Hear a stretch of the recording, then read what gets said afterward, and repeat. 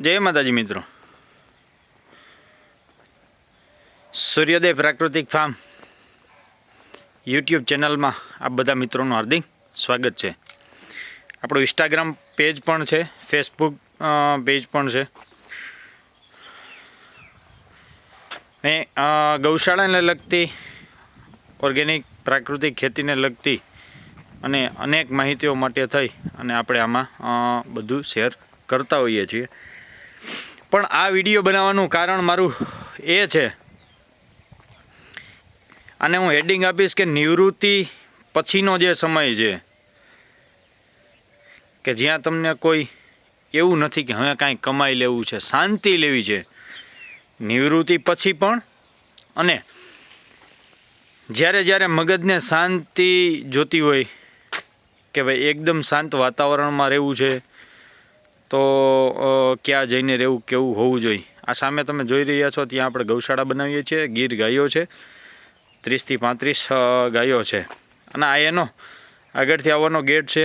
આમાં બધી ઝીણી ઝીણી વસ્તુઓ એટલી બધી જોઈ અને એટલું બધું મસ્ત બનાવેલું છે કે આ એનો ગેટઅપ તમે જોઈ રહ્યા છો.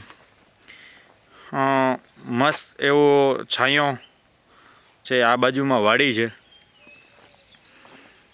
થોડોક વિડીયો લાંબો છે પણ છેક લગીને જોજો કે કેવી વ્યવસ્થા કરવી જોઈએ, કેવી હરિયાળી, લીલી હરિયાળી કરવી જોઈએ. એને બધી પ્રકારના શોખ છે. તમે અહીંયા જોઈ શકો તો ગીર ગાયો છે, ડોગ છે, બતક છે, આવી બધી વ્યવસ્થાઓ અહીંયા કરી છે. તમે જોઈ શકો છો કે આ ફરતી એ બાજુ લાઇટિંગ, નાઇટનો નજારો તમે જુઓ, રાત્રિના લાઇટિંગ એટલું બધું મસ્ત રીતે ગોઠવેલું છે. શક્ય હોય છે તો હું પાછો આવીશ ત્યારે એક આના પછીનો વિડીયો નાઇટમાં પણ બનાવીને તમને લોકોને બતાવીશ. તો આ વિડીયો ખાસ છેક લગીને જોજો. અને આવું જે કરવા માગતા હોય કે ભાઈ મારે એક ફાર્મ તૈયાર કરવું છે રહેવા માટે, શાંતિ માટે, તો પણ કરી શકાય છે. આ છે એનું પાર્કિંગ છે. આમાં ગાડીઓ જે હોય એ પાર્કિંગ કરી શકે. જો આ રસ્તા ઉપર પણ મસ્ત મજાનું ફરતી એ બાજુ તમે રસ્તામાં પણ જોઈ શકો છો તો અલગ અલગ વેરાયટીની બધી ફૂલઝાડથી માંડી અને સુશોભિત થાય એવી વસ્તુઓ આવે. 2-4 વર્ષમાં જ આખું ડેવલપ કર્યું છે. જોઈ લ્યો, ઘાસ કલરે કલરનું ઘાસ મસ્ત પ્રમાણ છે, તમે જોઈ શકો છો. એમાં બી આ નાઇટનો નજારો એટલો બધો હોય જોરદાર. હજી આ 2-5 વર્ષ જાય એટલે આ નજારો ખૂબ સારો હોય છે. આખાઈમાં લોન અહીં એને ઘરનું જે ફંક્શન હોય એના માટે, આ પોતાના માટે જ બધી આખું બનાવેલું છે. કોઈ આર્કિટેક્ટે બનાવેલું નથી, પોતાનું જ છે. જો આ કાચબા ટાઈપનું છે, સામે તળાવ છે, બેઠકું છે. આ બધું પોતાની રીતે ડ્રોઈંગ કરી અને બનાવેલું છે આખું. જો અહીંયા રહેવાના કોટેજ ને એવું બનાવેલું છે, એ પણ બહુ જોરદાર રીતે. હવે આમાં તમે જોઈ શકો છો નાની વસ્તુમાં ખૂબ ધ્યાન આપ્યું છે કે ફરતી એ બાજુ ગ્રીનરી માટે થઈ અને ઝાડ છે, ફૂલઝાડ છે.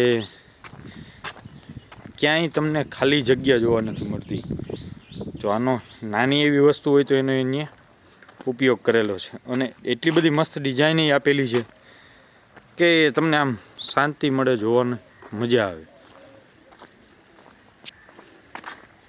જો આ એના રહેવાના કોટેજ છે અલગ અલગ. આ છે સામવેદ નામ આપેલું છે. જો આમાં વચ્ચોવચ્ચ સ્વિમિંગ પુલ છે.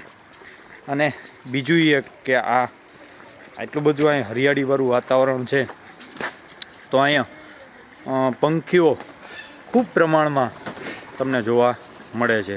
તમે સવારના પોરે આવો, 5 વાગે આવો, અત્યારે આ પંખીઓના નાના મોટા અવાજ તો આવે જ છે. જોવા મસ્ત 4 બતક છે. ઘણા બતક બીજાય છે, પણ આ સ્વિમિંગ પુલ છે. આની બધી વ્યવસ્થાઓ તમે જુઓ. ફંક્શન માટેનું છે. પછી આ ઠંડી ન લાગે તો તાપવા માટેની બેઠક છે. એમ અલગ અલગ જગ્યાએ બધી વસ્તુઓ જોવા. આ ફરતી એ બાજુ તમે જુઓ, નાના નાના છોડ છે, ફૂલ છે. આની બેઠક છે. આ છે યજુર્વેદ. આમાં પણ સામે તમે જોઈ શકો છો અંદર બેઠક છે. બેયના અલગ અલગ રસ્તા છે. એમાં ફરતી એ બાજુ કોટેજની ફરતી એ બાજુ ઝાડ છે.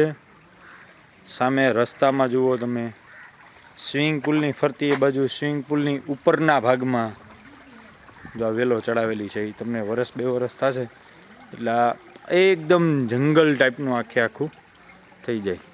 જો અહીંયા બેઠક છે. આ ઋગ્વેદ છે, યજુર્વેદ, ચારેય વેદના નામની આપેલા છે. અહીં બી આ બેઠક છે અને અહીંયા રસોડું છે. આ કોટેજ છે. સ્વિમિંગ પુલમાં બેસવા માટેનું આ તે બધી ત્યાં બી જુઓ તમે નાની નાની વસ્તુમાં એની હરિયાળી છે એ ખૂબ સારી એવી છે. જો મસ્ત મજાનું કોટેજ છે દેશી. તમે અહીંયા આવો તો આપણે એવું ફીલ થાય કે ભાઈ આપણે કોઈ જંગલમાં આવ્યા છીએ અને એકદમ શાંત વાતાવરણ હોય એવું. વિડીયો ઘણો બધો લાંબો થાય છે પણ આ બધી વસ્તુઓ જોવી એ બી ખૂબ જરૂરી છે. અહીં બધી અલગ અલગ જગ્યાએ અંદર બહાર બધી જગ્યાએ બેઠક છે. મસ્ત મજાનું કોટેજ અંદરથી એ પણ બહુ સારું છે. આમાં બધી જગ્યાએ પણ કોટેજ છે અને નીચે તમે જુઓ તો આખા ગ્રાઉન્ડમાં લોન કરેલી છે કે તમે નીચે ગમે ત્યાં સૂવું હોય ને તો પણ સૂઈ શકો. એકદમ ચોખ્ખાઈવાળું. તમે ગમે ત્યાં જાઓ આ ઝાડ બધા મોટા થશે એટલે એકદમ જંગલ ટાઈપ થઈ જશે. તમે સાથે બાળકોને લઈને આવો તો બાળકોને રમવા માટે બધી આ વ્યવસ્થા છે. જો એટલા બધા બતક છે. એટલે નિવૃત્તિ પછીનું આમાં આ વાડી છે 25 વીઘાની. તો એમાં બધા ફ્રૂટ વાવેલા છે કે તમે 5 વર્ષ પછીનો આનો નજારો જુઓ તો ખૂબ સારો એવો નજારો છે. તો નિવૃત્તિ પછી આ કરી શકાય એવું છે. અસ્તુ. જય માતાજી.